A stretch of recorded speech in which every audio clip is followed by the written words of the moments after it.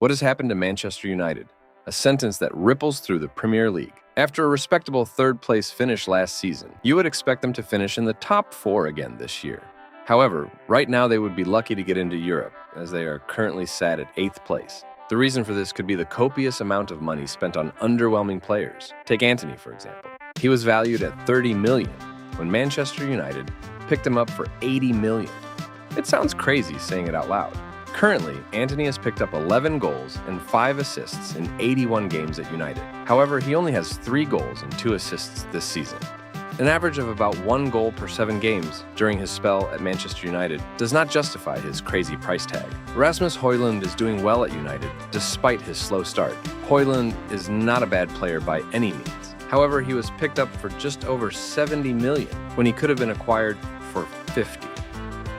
However, 14 goals and 2 assists in 39 games is about the best for a Manchester United player right now.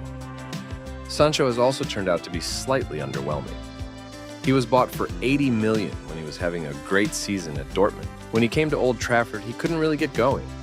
Just 12 goals and 6 assists during his 2-season spell at Manchester United was disappointing. He has recently been valued at just 20 million. The Red Devils also signed Mason Mount at the start of the season for 60 million, but he has only managed to produce 1 goal and 1 assist. All the players I just spoke about have a combined price of just under 300 million, and Højlund seems to be the only one of them who has got close to living up to the expectation. What is crazy is that all of these huge signings are being outperformed, but players who cost United nothing.